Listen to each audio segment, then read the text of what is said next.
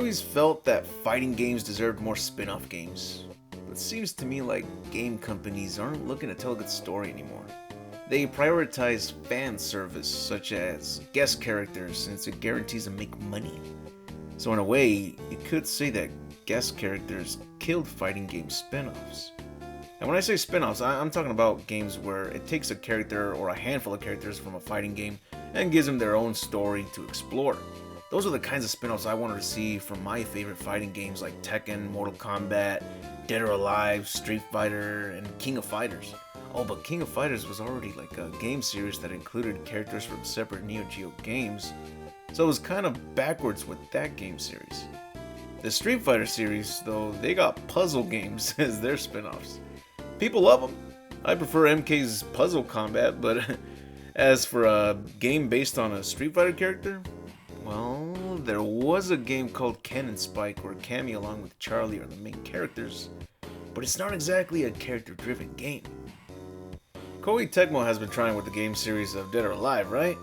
We got a good amount of Ninja Gaiden games and those extreme beach volleyball games. A friend of mine says that those volleyball games actually explore the characters in the game. She's a chick, so it's even more surprising that there's a DOA Extreme Beach Volleyball fan out there, and it's not even one of the target audiences.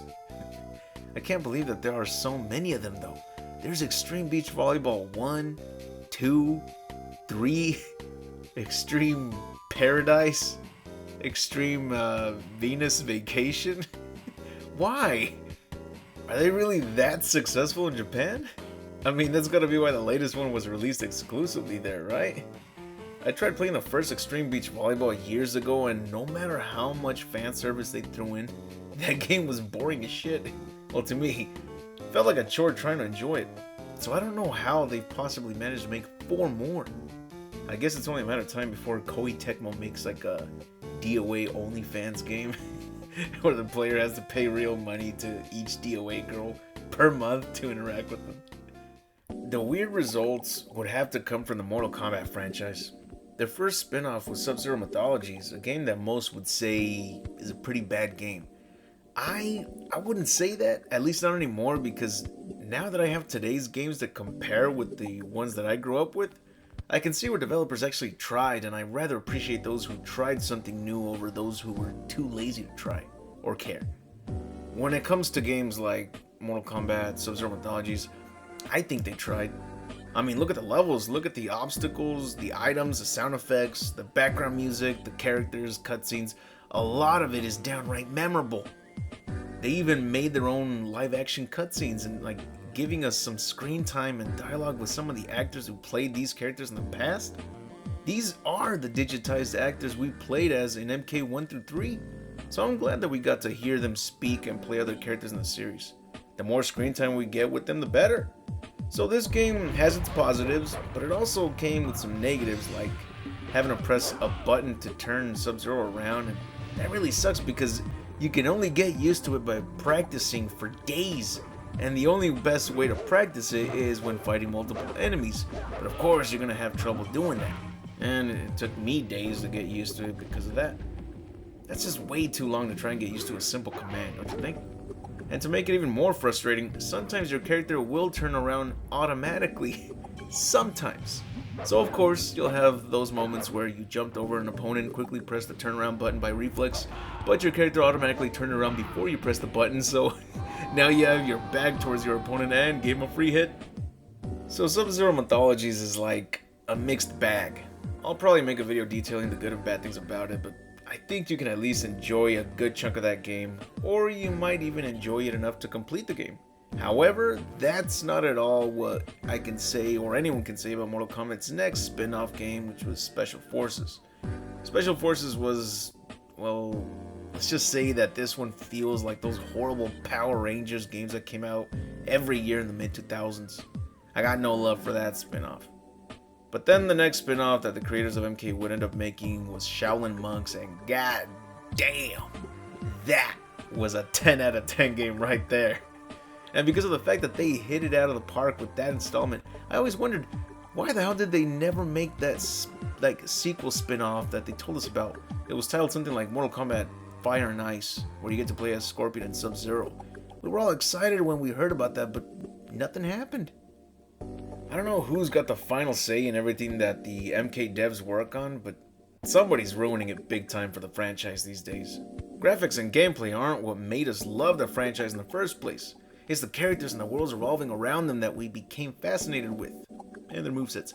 But nowadays, you can't get invested with any MK characters, and you know why? Because they change everything about the characters in the next installments. Everything from their appearance, personality, and even their bios are completely changed. It was never like that before.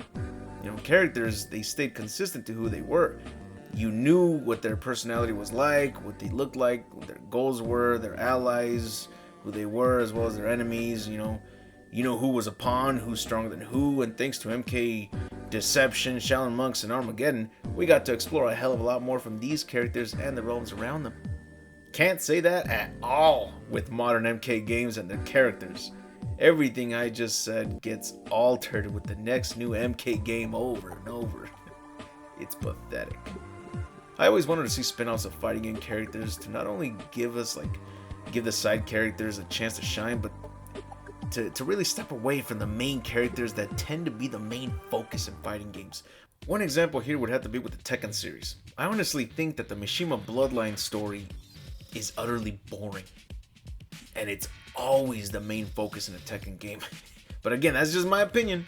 That's why I was glad to see that they made a spin-off game for the character Nina Williams for the PS2, but unfortunately the game wasn't well received, and I honestly don't know why. I've been playing that game recently so far, and I'm not seeing a single issue with the game whatsoever. The combat system works well. If anything, it's unique. Very similar to how you box in EA's Fight Night series.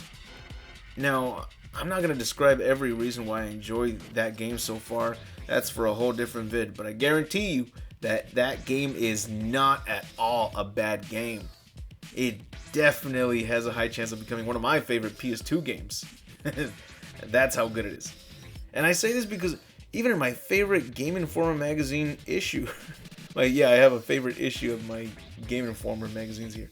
Some turd nugget put Death by Degrees on the top 10 worst games of 2005. Like, what the shit, man?